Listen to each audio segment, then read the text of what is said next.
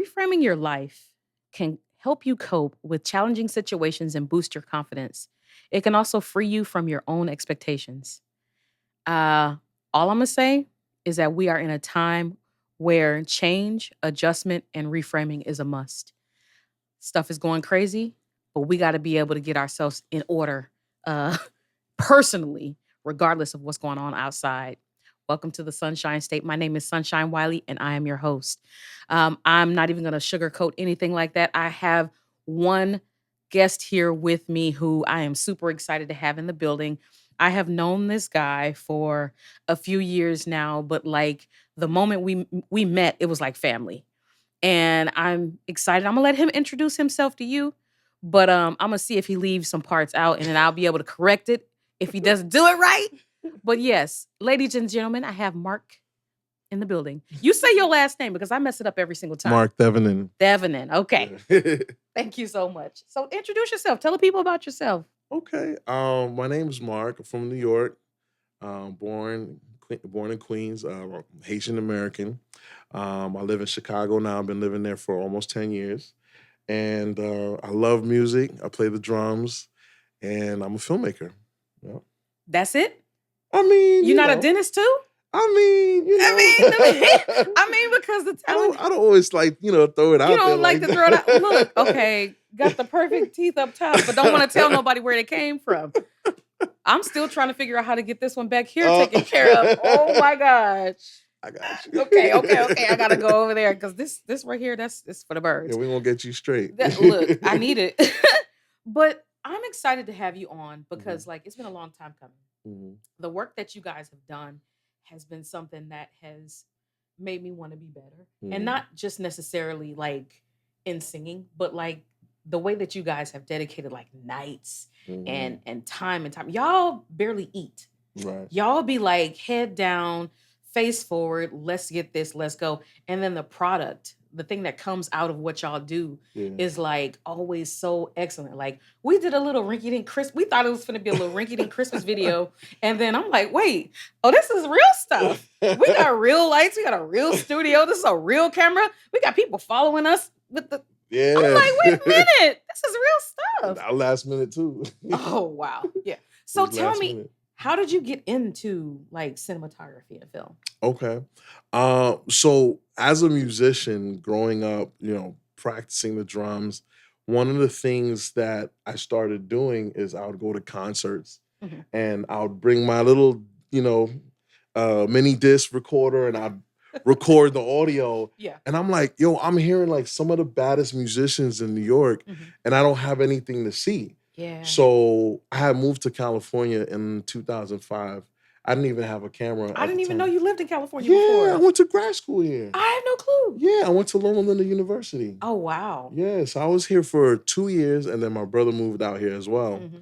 And what I started doing, I would gather my friends together, and we played drums. Right. And so I would just, take my small little Polaroid, whatever camera I had, and I started recording videos of us playing drums. Gotcha. And then I would chop it down to something that was more interesting. And then when I went to dental school, the same thing. I was out there just doing videos of me playing drums at home. Right. And we started having these little programs that the church was doing. Right. And I would record them and I'd make promo videos. And I just found myself really enjoying editing all the time. Right. So when I wasn't doing my schoolwork, I was editing. And then I would send my videos to Ron, Ron, my business partner. Yep.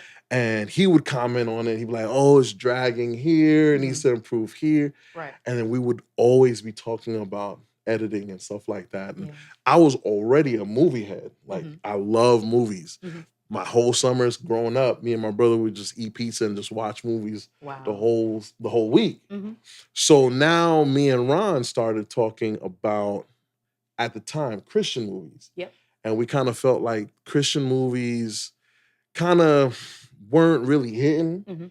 It would be, for example, this kid is having a problem and the whole world is falling upon him and he just prays one little prayer and then it's over and movie's done. So we just started talking about like yo, that's kind of corny. We wanted to add and contribute to that space. Right. So we said, why don't we make movies? Yeah. You know? He said, all right, well, who's gonna direct? I was like, well, okay, now we gotta hire directors. We gotta hire people to do this. Right.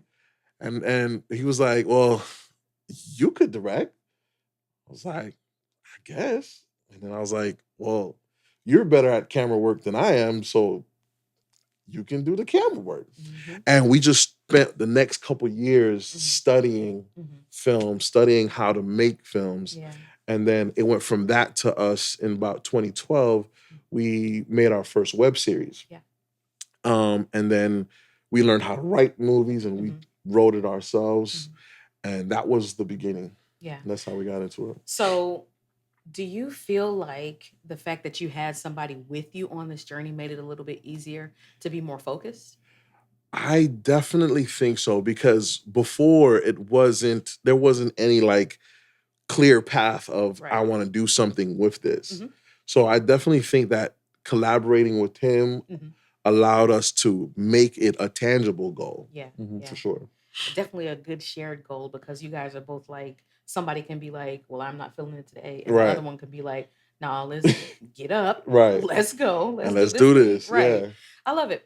And like, you guys work so well together. Like a lot of the times when I'm seeing y'all, it's like, it's not even I feel some kind of way for you correcting me. It's just so automatic. Right. It's like a machine. It's like, no, you missed that right there. Okay, make sure you fix it. Cool. Yep. What about this? Yep. Cool. Yep. Cool. Yeah.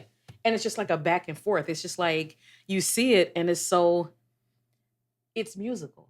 Yeah. Because it flows so well together. Yeah. It's like everything is balanced when you see you guys work together. And we've known each other for a very long time. So that's what made it easier, because I pretty much grew up with him. You know, I was 8 years old when I met him. You know, nice. Yeah. So where'd you guys meet? Church. Okay. Yeah, my dad is a retired pastor. Okay. And we got sent to I'm at 7 events. Right. So in our denomination, they move the pastors around. Gotcha. And so we had just gotten moved to his church. It was like 1989. And he was 3 years old. Oh, wow. And I was talking to his mom. We just got there. And it was like, oh, hi, nice to meet you.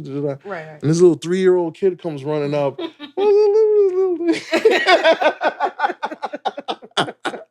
She's like, oh, that's my son.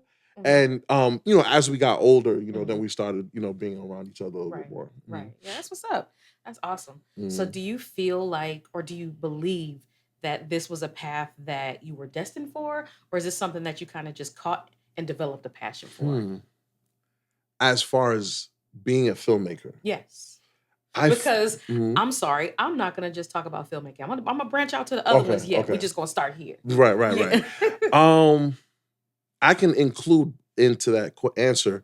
I feel like in life, God places things in your way or in your path that formulate other things that at some point later on you realize I've been being groomed for this particular skill or this particular aspect of my life since before.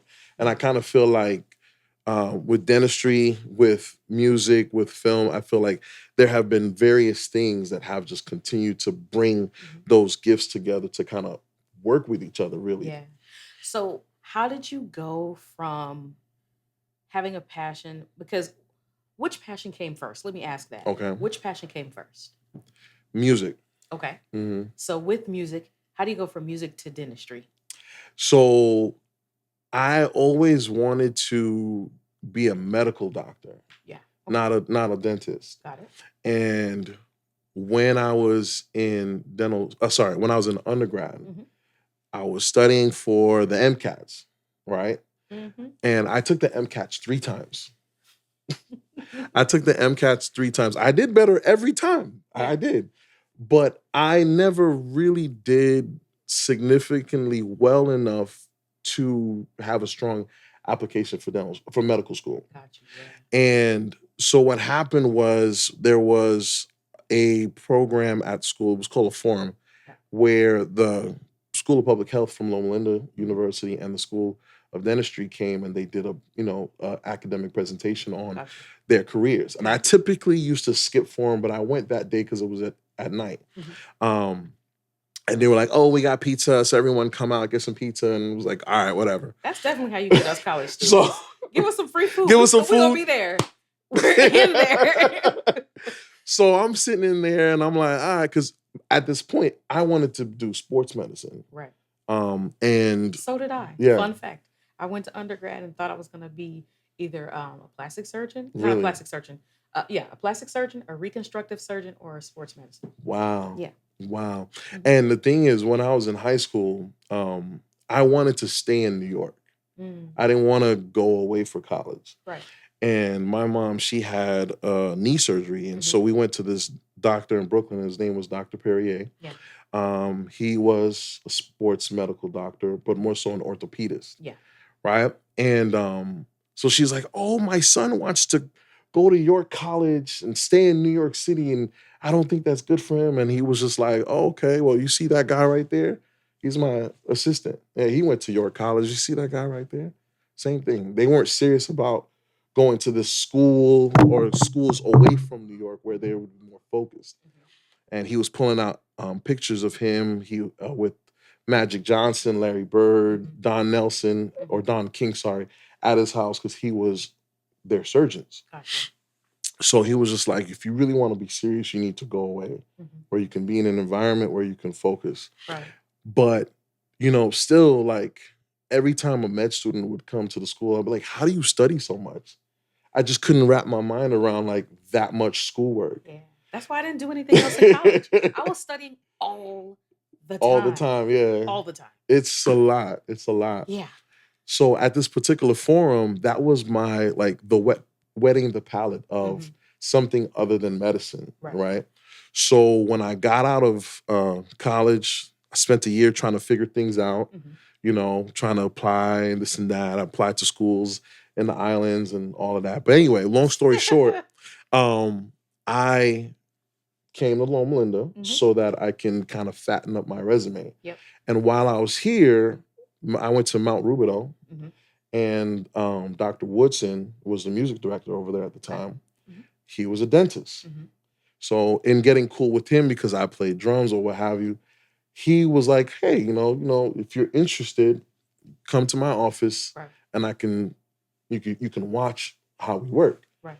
So I went over to his office. He talked to me about, he gave me like a little presentation. Right. He talked to me, and then I got a chance to see him work, and it clicked in that very moment. I was like, this is what I want to do. Another reason why is because I was working in the hospital as a research assistant for the emergency department. Nice.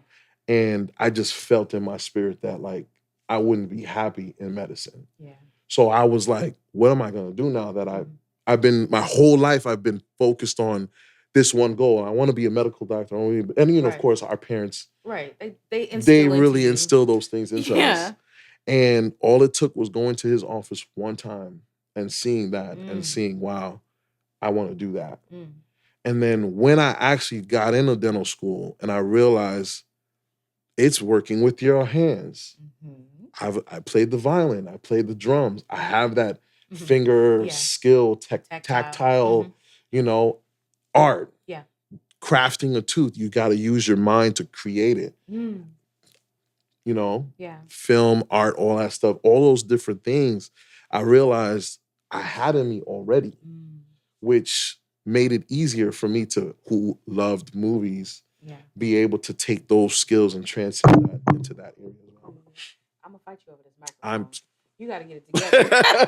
You gotta get it together. So when you came to the realization that maybe music, or not music, but medicine, general medicine, or the other types of medicine that you were gonna do weren't for you, how did you reframe your mindset? Because I know your mind is already set and focused on doing things this one way. And then how do you kind of get yourself prepared to, like, totally shift and pivot to something new? Man, that moment was a very interesting moment. Yeah. Because before that, from that forum, I just started researching those other things just as like this could be a backup.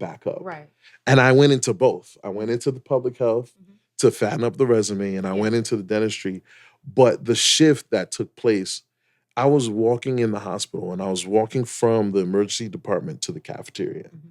And I just felt a heaviness, a heaviness that like, I will not be happy being in this environment. Got you. Doing this. Right. And where every decision that you make impacts someone living or dying. Yes. And that was such a heavy weight. And I felt very empty for a few weeks. I'm not gonna lie. I felt very empty because you have to go through a grieving process. Right. Like this whole life of mine at this point, I'm 22 and I only had this one goal. Yeah. And it made me realize that sometimes shifting is important. Yeah. You know, because you can tell yourself, this is what I want to do. Right. But God puts in you what he wants you to do. And when you get into those moments where you face sacrificing yourself for the purpose that's kind of already in you, it almost falls right into place. Every door that closed, like I start to think about every time I failed the DAT and I'm studying for 12 weeks, right, 12 hours a day. Yeah. And I mean, when I say fail, I didn't fail. It just wasn't. It wasn't high enough. High enough. Yeah, yeah. And then I only studied for the DAT for 3 weeks and I got a better score. Wow. You know? Wow. Or I had, we just closed the application. Yeah. Yeah, there was always something that was just like. It was always like a door closing. Yeah. You know what I mean? Or I had an interview at Lenox Hospital in Harlem to go to St. George's in the islands, medical school in the islands. Yeah. They never even said anything to me.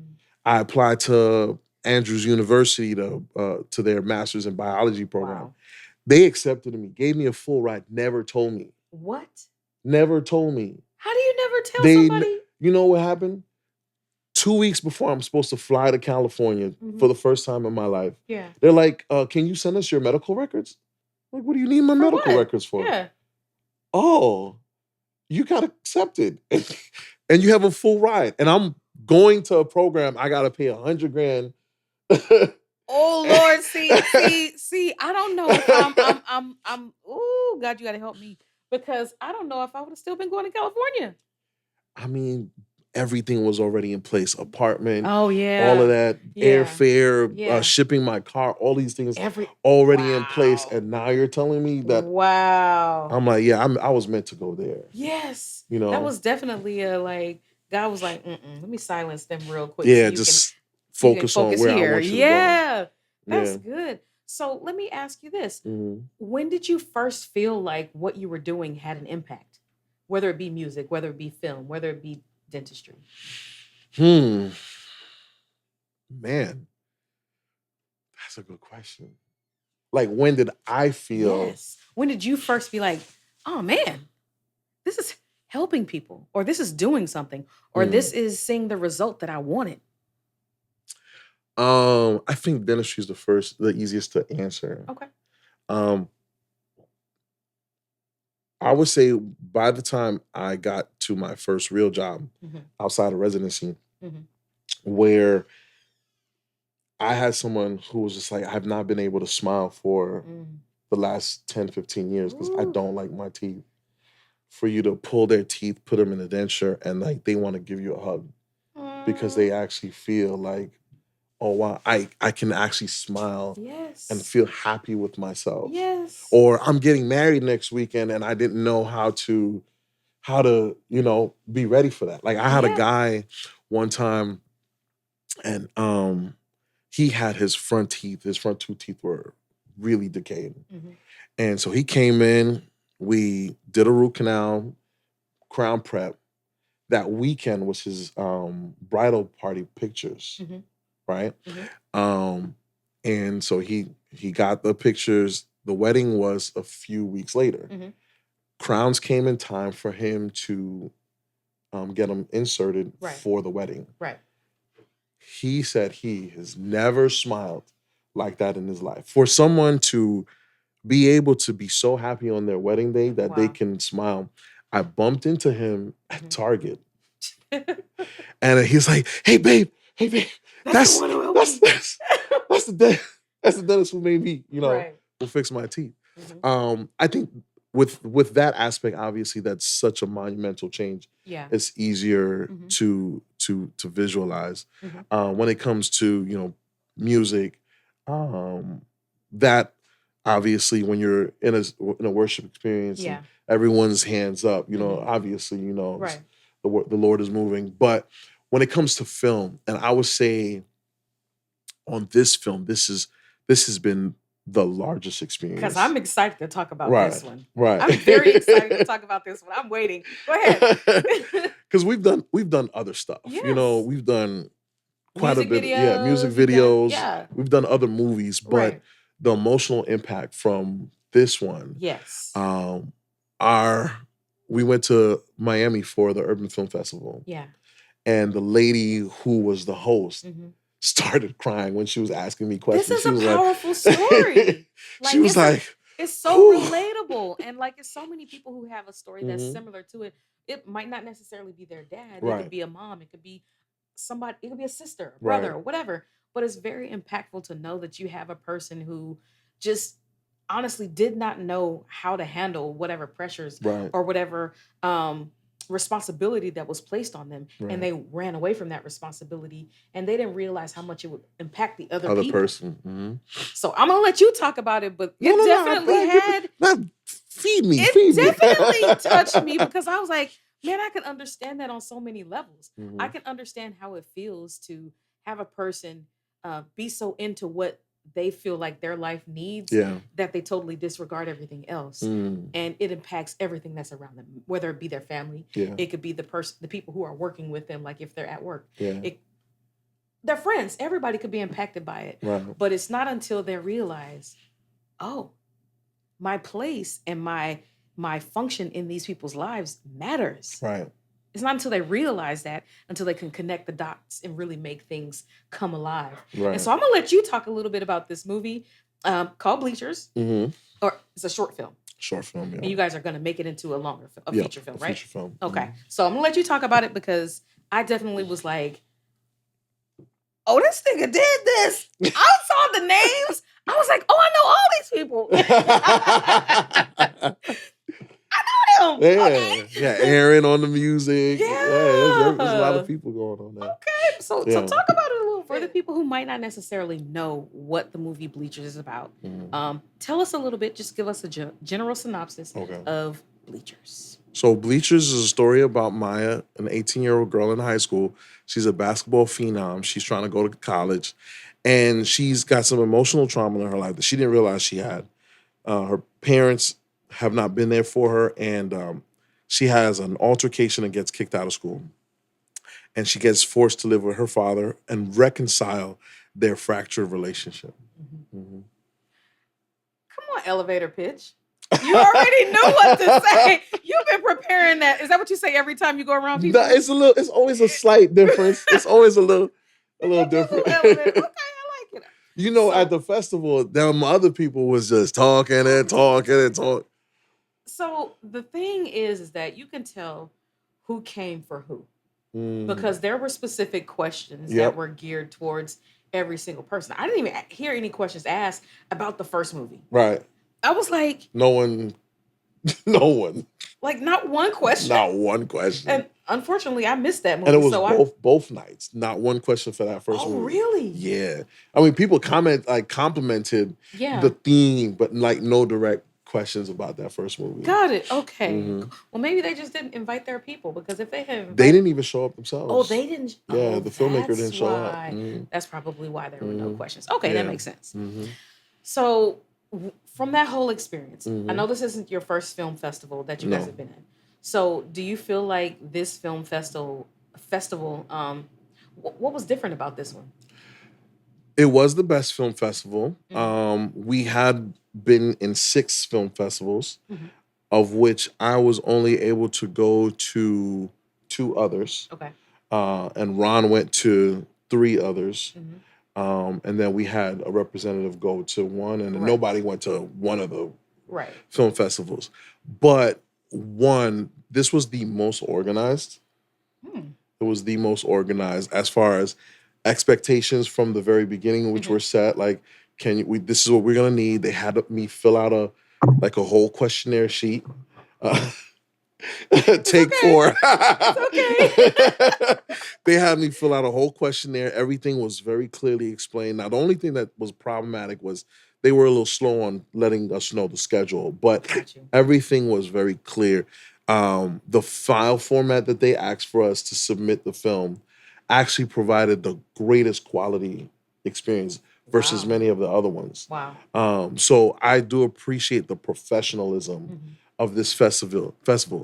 The other thing that I really loved the most about this festival was that there were people who were there to consume the art, Yeah. not just filmmakers, Yeah.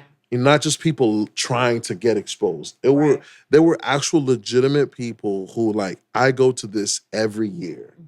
Like I met a lady who had been going since the very first. Oh, wow. Yeah, and she's gone every year.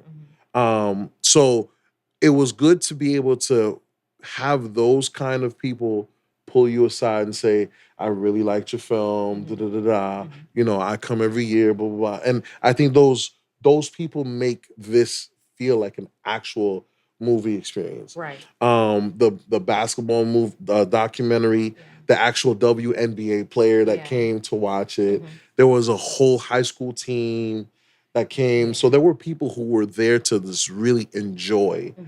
the art. So I appreciated that the most. Mhm. So, do you ever find yourself like critiquing other movies and being like, "Huh, I wonder why I did that." Oh, all the time. Okay. All the time. All the time. Mhm. Like it's you're a singer, Yeah. right? So I'm Yeah. sure when you go to a concert and you know, like, oh, okay, they was rocking, but you also pick out like, yeah, she kind of hit that run a little flat, you know. Da, da, da, da. I I try to mean, give people as much grace as possible right, because the number of times I have sang notes that were like, "Ooh, you missed that one." right, right, It's crazy. right. So I try to give people a lot of grace because I'm like, as a person who is continuously growing in this craft, I already know how hard it is To do to it. execute every single Right, time. So I'm right, like, you know what? That one note just wasn't it today. right, But it's okay. It'll be it tomorrow. right. But I've always been one to respect Hmm. in the sense that, like, so for example, I play drums. You already know that, Yeah. right? Yeah.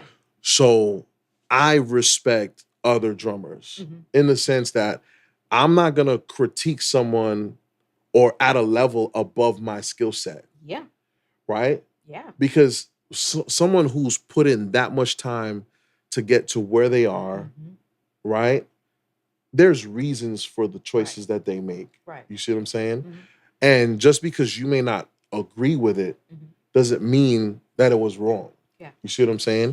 Hmm. And I've seen many times dudes that are whack on drums who have so much to say because they've been exposed, Yep. but that doesn't mean that you really have the right to critique and have an opinion Right. of someone on a level Right. above you. You see what Yeah. I'm saying? But see, that's important in the way that you think and your mindset is. A lot of us go in with the mindset of, so we don't, our mindset doesn't shift at each level. Right. And that's vital and that's important. When you're in the learning phase, your mindset needs to be focus, practice, lock in, Right. and get your technique, get whatever it is. Right. Right? Right. Next level, it needs to be, how do I make this work for me? How do I Right. make this make sense? How do I connect with the right people? Right. Right? Mm-hmm. Top level, how do I go down and how do I give back? Right. How do I pour into other people? And how do I stay create other true to opportunities? myself? Exactly. How do I Right. stay true to myself Mhm. and create other opportunities for other people? Yeah. So at each level, your mind has to be different. You Right. can't be thinking the same way at level 4 Right. that you was thinking at level Level 1. 1. Mm-hmm. That means you haven't truly grown and you just up there based off of talent and not off of who you are as a person. Right. And so I think that that is a sign of growth Mhm. and a sign of maturity to say that you are in a place where it's like, I'm not really about judging or critiquing people, but I can recognize when there are things that might not necessarily be Things that they've learned right. yet. Yeah. Right. Right. You know? So I think that's important. So what would you say would be the best compliment that you've received in any of those? At the festivals. Either, Oh, yeah, in the festivals. okay. Mhm. Um, I think some of the best compliments that I've gotten were people who said that they related with the character Yeah. because they've had those kinds of like Mhm. absentee parent. Yeah. You know, they've felt that void. Yeah. Because the arts are a platform for people to be able to also get a message, Yep. right? Yep. And it's not just like, oh, a money grab Right. or, Right. you know, showing off, Right. but more so it has to have a point. Right. You know Absolutely. what I mean? There has to be a reason why you chose to spend time to create this story. Yeah. You see what I'm saying? And if people can't feel anything, Right. then you didn't really do your job. Right. You see what I'm Absolutely. saying? You're supposed to move people. So when someone says, like, I really felt that, like, for me, that's more than anything, because it means that I've done everything that I can to be out of the way. Yeah. So that the story keeps you so engaged and so in tune with what's happening that you didn't stop and say, why did they do that? Like, why is that there? Yeah. So I didn't distract you. That means I did a good job of keeping you engaged. Right. Yeah. And I think that's the first problem that I'm noticing a lot. And let's use Tubi as an example. When people make jokes about Tubi, what they're really saying is that what you did took me out of the story. Yeah. Because why did it make, like, you didn't even think Why that did I made even have sense? to realize that? Yeah. Right. Yeah. So it's not to disrespect people's efforts, because no matter what, as you said, level 1, 2, 3, or 4, it's all hard. Right. Right? It's all hard for you at that point. Right. And then one of the things for myself and Ron included is whenever we're done with a project, we always look back at it like we could have done that better. Yeah. You see what I'm saying? Yeah. So it's an opportunity for growth within yourself to express yourself, because you realize, okay, I need to grow. I need to become better. Right. But as long as I was able to do my job well enough that you were able to stay in tune. So, like, for example, today, like, I like to use the singing thing because that's kind of easy, right? I went to a multicultural church today. Okay. And they were singing more than anything. When I say multicultural church, I know what you mean. Okay, so the demographic of the people are not the people on the record. Right. Okay, so as a musician, and I also used to be the music director at my church, my old church, Nice. I know I can pick out the notes. Yeah. Right. And that's not a super difficult song. Right, no, not at all. Right. But it was so blistering to my ears that I was just like, my. Like, wow. Right. And the pastor, who's Black, wasn't able to be immediately in the right mind frame. Because he was also distracted. Yeah. Right? Yeah. So when they were done singing and they walked off stage, so happened to me and his wife and another person, all of us the same demographic, started singing the song. But we sang it in unison, though. Right. We didn't even sing it in parts. Right. But we sang it the right melody and all of that. Right. Then he started, like... So it kind of helped him. He was like, oh, okay, now the gears start to roll, And he was like, okay, by then he was able to be... Yeah. And I think it's just because sometimes when you're in the way because you didn't prepare, you didn't do the best you can, you didn't care to learn it, you didn't care to grow and deliver the best that you could, you get in the way. Yeah. Ooh, yeah. You get in the way. Who did deliver? Was that guy in that movie? Whoever in the film? The dude was in you guys' film? Ali Carter. He was amazing. Yeah. He was fire. From start to finish, he was so good and so believable. Yeah. There wasn't those Tyler Perry Place stops where it's like a long pause in between the words and like, girl, what you doing today? 1, 2, 3, 4, 5. Nothing. Right. So it was so seamless and so helpful. And then when the dude started crying and snotting, I was like, you that are acting this right now, sir. Yo, he did his thing. He did his thing. And so, like we spoke about earlier when I said there's times that you feel you get to a point where everything's kind of already been laid out. Same thing with this project. So I randomly saw a post on social media on This dude from Atlanta, he's big time dude out there. I saw a post on his page about this workshop he was going to be at in Atlanta. Yeah. So I said, yo, bought my ticket, flew out to Atlanta to go to the workshop. I'm in Atlanta. Ron's like, yo, where you at? I'm like, I'm in Atlanta at this workshop. He's like, I'm coming. Aww. So he flies out. We go to the workshop.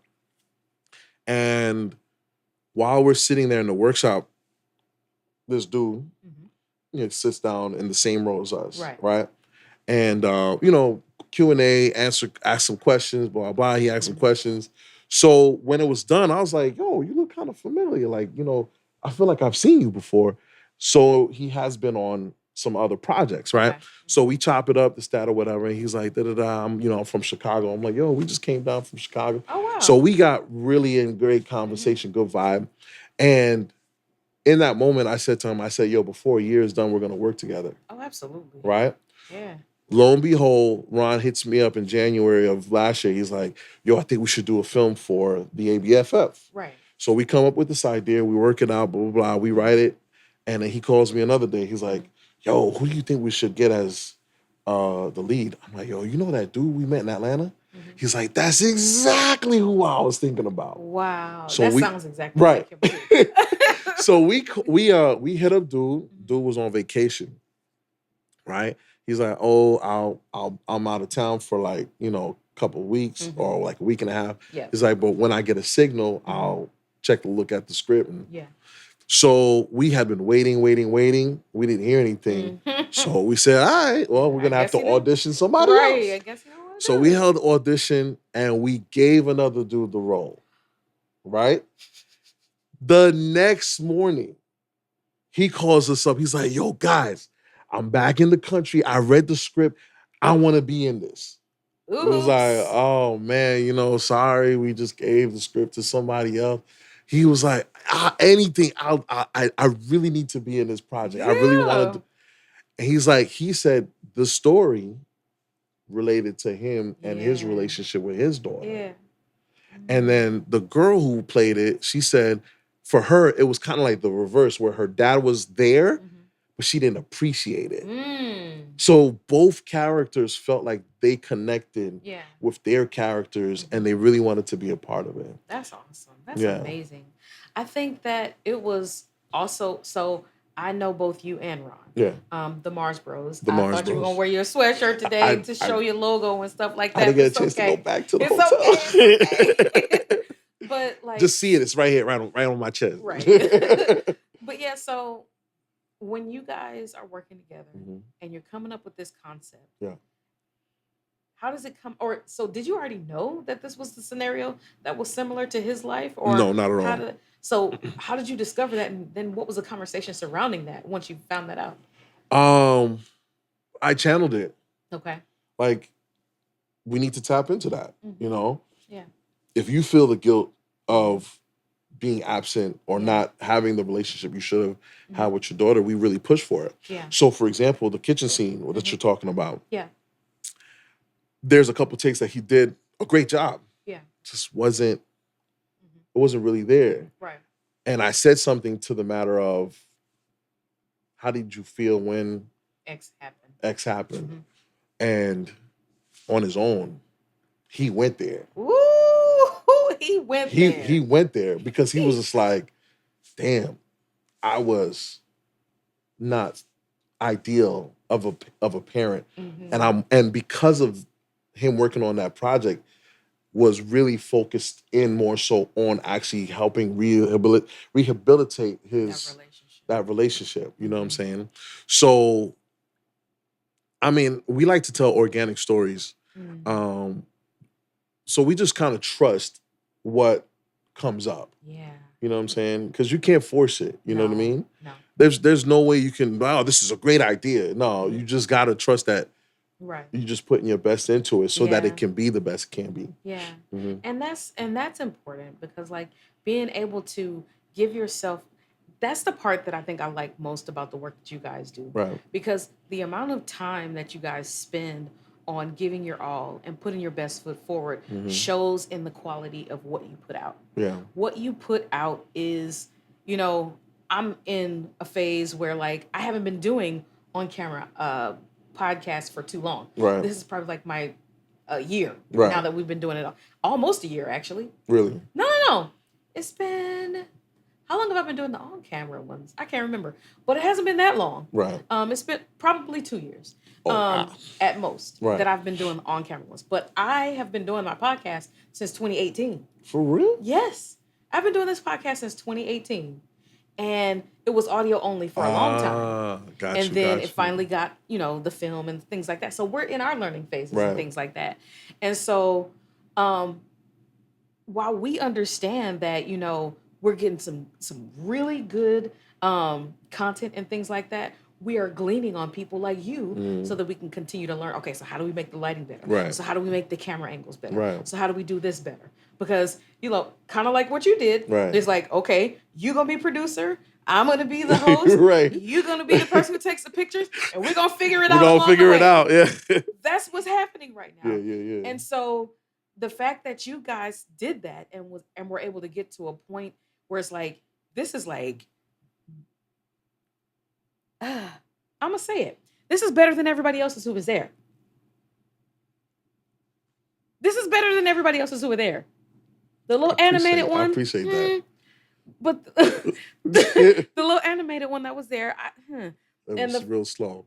And then the one with the basketball, the documentary, it's like, pick a theme. Yeah. What are we doing? Why do y'all have 5 different movies together? Right. And then these sound effects, when you change from thing to thing, it shouldn't be louder than everything else. Right. So I'm just like, and I'm not even a movie person. Right. I can just notice, like, why is that so loud? Yeah, it's the small things. It's the small things. And to see you guys get to the point where it's like so excellent, it's like, okay, we're going to get there. Take your time. Right. Be happy with the process. Be excited about what you're getting and what you're doing, but always be open to that growth. To learning out. Yeah. And so what do you think the best advice you received would have been along this journey?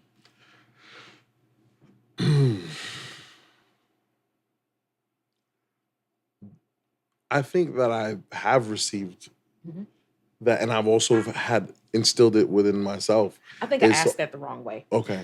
What I meant to say is, what is the best advice that you have received along this journey? Okay. I would say to always be learning. You cannot ever think that you know it all. If you feel like you know it all, that means there's no more room for you to grow. Yeah. If there's no more room for you to grow, then you really you cannot even see what you're missing. And that's huge as a person who is, number one, as a Black man. Right. Because a lot of times people who are Black men have a difficult time receiving feedback from other people, whether it be their peers, whether it be other authority figures, whether it be a woman or whatever.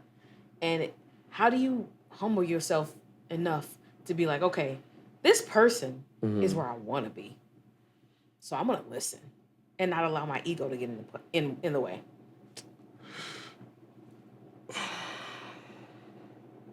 One, by exposing yourself to what is better than you already, then you can never look at yourself and overly think that you're on a level that no one is on. Yeah. Because there is work out there that is better than yours. Yeah.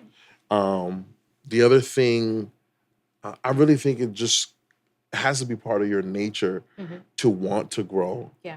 And I used to be, I would ask people for advice, like let's say playing drums. Yeah. I would ask people for their opinions. How did I do? What could I have done better? This and that, whatever. Because sometimes it wasn't always the easiest to receive the critique. Yeah. You see what I'm saying? Yeah. Because I used to identify critique as an attack on me as a person, as opposed to what I'm doing. Yeah. Right? And I do feel like, one, for example, if you study for a test, right? If you study for a test and you don't get 100, obviously there's things that you either did not prepare adequately enough or that you forgot. And for you to learn those things, sometimes you gotta spend more time, right? And when you're spending more time, it helps to deepen your understanding, but you start to realize that you don't even know what you know until you start relaying that information to someone else. That's when you start to truly understand the information that you've acquired. So if you've not gotten to the point where you've mastered it enough that you can teach it to others, that means you still have way more room to grow. And with that, every time I approach another musician who's way doper than me, and I'm asking a simple question, and sometimes they would say, hey, it's really about mastering the basics. And I know, like, once YouTube came out, all of a sudden everyone is like, yeah, I want the best chops. Whereas the greats, right? They're playing the simple things at such a high level that they're not even thinking anymore. It's part of your idea, like your band, Second Nature. It's my old band. Yeah, old band. It's part of. It's so ingrained in you that the things that come out of you by accident are so awesome, right? So I kind of feel like it takes 10,000 hours to master something. That's just one aspect of something. One thing. You see what I'm saying? So how can you be so cocky to the point that you can't learn from anybody else? And I try to learn from good, and I learn from bad as well. Yeah, absolutely. So what do you think? Okay. Yeah. We're going to be real about it. It's a lot of people in creative industries who get so full of themselves that, you know, they kind of leave from who they actually are and become this personification of who they want to be. How do you remain your authentic self in this process? So I'll use this as an example. You asked me to introduce myself earlier. I could list 20 things that I am. I was just about to say, because you kept it brief. I could list 20 things that I am. Yeah. But why do I need to elevate myself when what I do speaks for me? Yeah, definitely. So one of the things I noticed going to these film festivals, seminars, is like, oh, my name is Jason Tyler. I'm writer, producer, director, da-da-da-da. They're listing all these things, and it's just like, you're all these things because you have to. Right. So why are you acting like this is something to pounce your chest about? You don't have the budget. You don't have the resources. You don't have everything that you need to be one thing. Right. So you have to be everything. Yeah. Why are you saying that like that's that's a reason for you to pump your chest? So there are those things out of necessity. They're out of necessity, not exactly. Ooh, that's good. So yeah, I'm the right. I'm director, editor, sound designer. I can list everything, but what does that really say? It really says that I'm not focused. Ooh, yeah. So then why try to use that as a way to lift myself up? Because in dentistry, there's somebody out there who's better than me. Yeah. In drums, I could list niggas I know out here in LA, right. you know, that are like 10 times better than me. Like the people who focus on one thing excel at such a high level. Yeah. So I don't need to try to list 10 things to feel better about myself. Yeah. Because I know I'm still learning at everything. Yeah. You see what I'm saying? I love that. So like I was having a conversation with my boy earlier today, and he was, asking questions about dentistry stuff. And I'm like, yeah, nah. Like, he was like, what's the hardest thing that you do? And the hardest thing that I would say that I do is the thing that I love the most, that other people think are hard, like extractions. Most general dentists, a lot of them send their extractions out to others, And when I used to have my own practice in Peoria, a lot of people would send their patients to the oral surgeon. I had an oral surgeon that came to my office once a month. Right. They would come to me. I'll see the extraction. I'm like, I got that. They're like, well, why did they send me to the oral surgeon? Because they don't do it. Oh. Yeah. They have something that they're strong at. Mhm. That's not what they're strong at. Mhm. They sent it to someone else. Yeah. That happens to be the thing I'm strong at. Mhm. I'm not strong at everything, Right. but I know what I'm strong at. Yeah. So you got to live in your strengths sometimes. You know what I'm saying? Ooh, you So gotta live in your strengths. you got to live in your strengths. You I know what I'm love saying? it. So Ooh. Yeah, I'm gonna use that as a quote. You definitely gotta live. No, for real. Because a lot of times what we struggle so much doing is trying to focus on the thing that we feel like we're inadequate right. in, instead of actually celebrating and really giving light, shedding light to the things that we are best at, Right. and allowing those to grow us, Right. those to be the avenues, that we grow in. But yeah, so I think that it's really powerful to see all the things that you've accomplished. I think that it's amazing to kind of see and hear where you guys started and where you are now. So Right. what's been your biggest influence? As far as the film world, my biggest influence is David Fincher. Okay. Yeah. So the director who did The Social Network. Oh, wow, yeah. Panic Room. Mhm. He's my favorite director. Wow. Those were good movies, yeah, for sure. Yeah. Oh yeah. What else?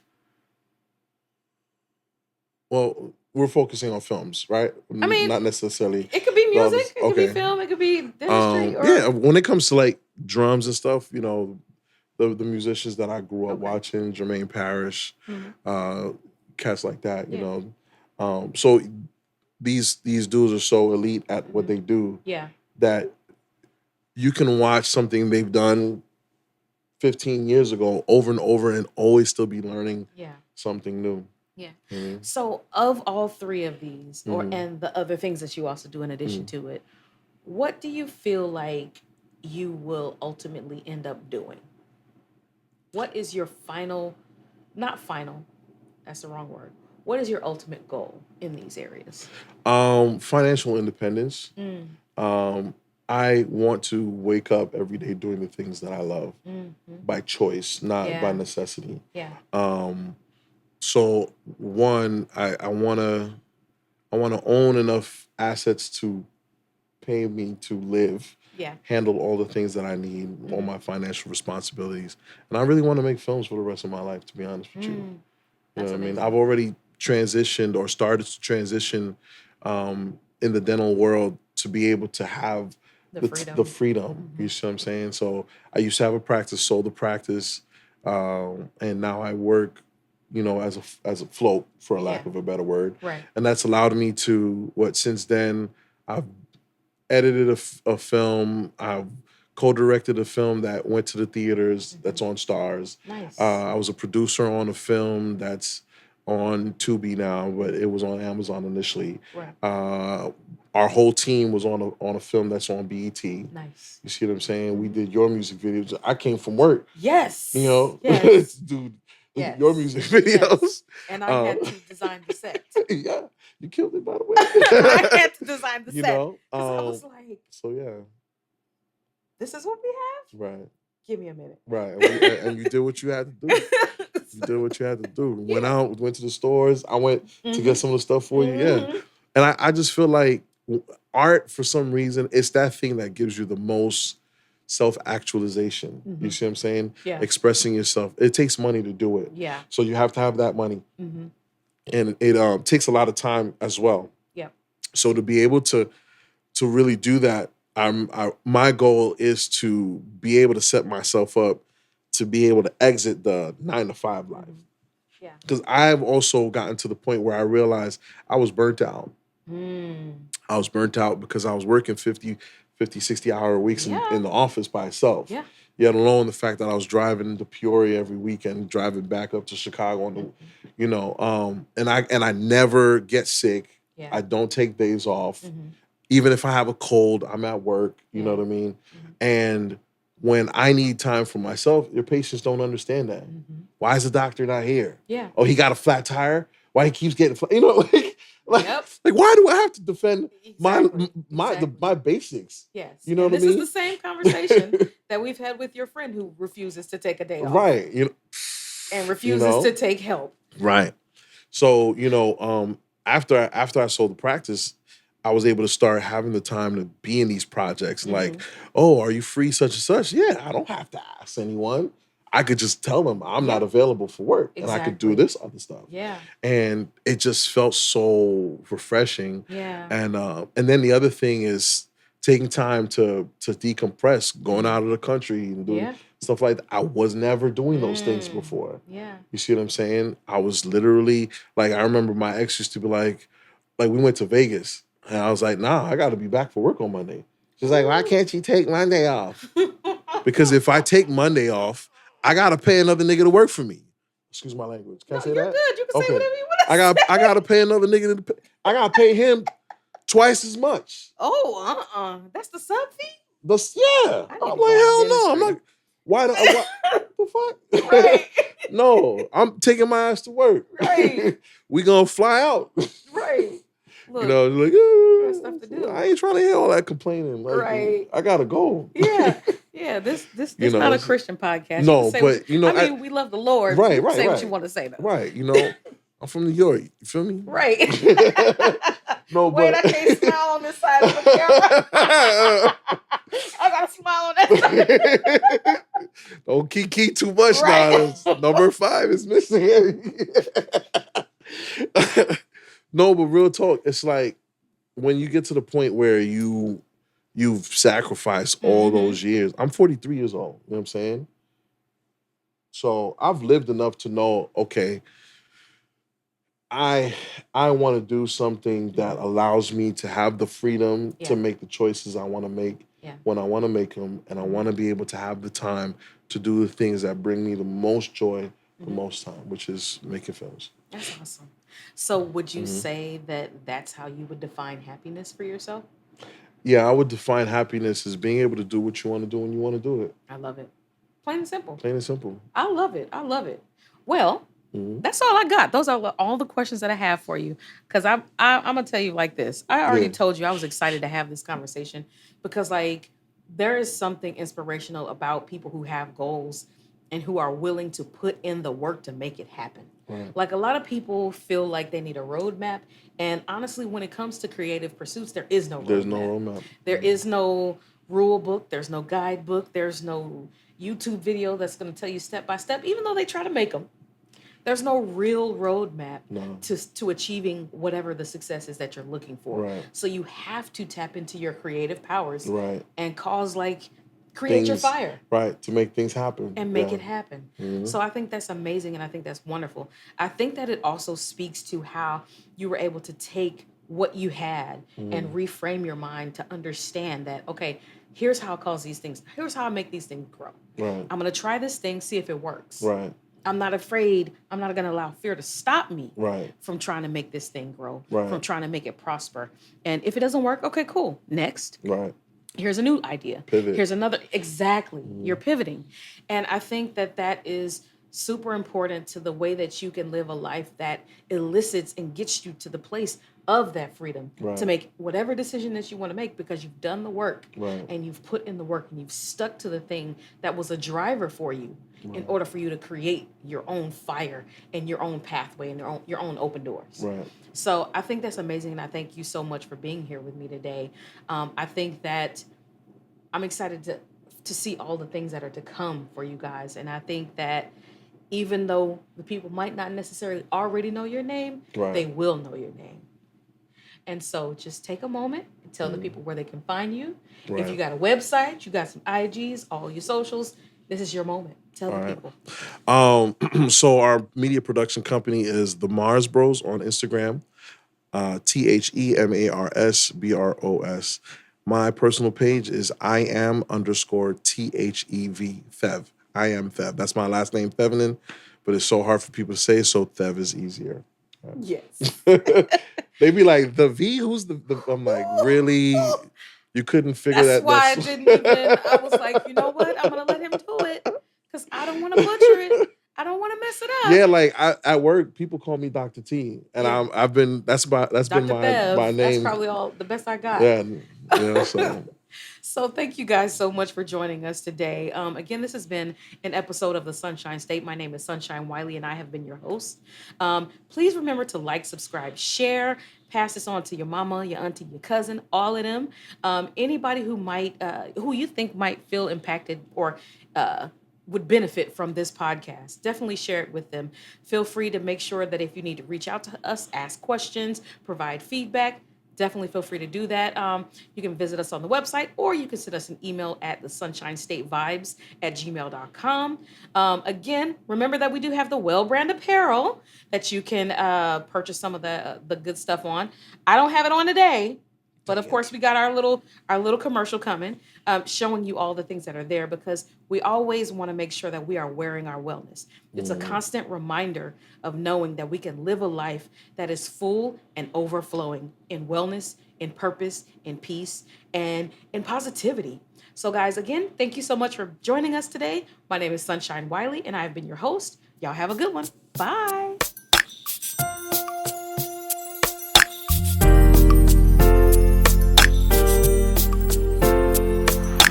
Don't be afraid of the crowd, laughing loud and feeling free. Never noticed till you there was more. They can see you really. So stand out, stand out, stand out.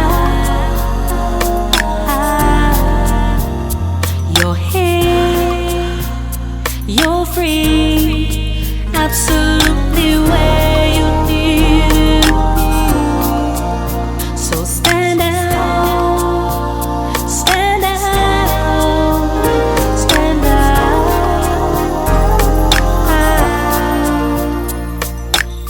Welcome to the Sunshine State, a space for health, healing, and wellness.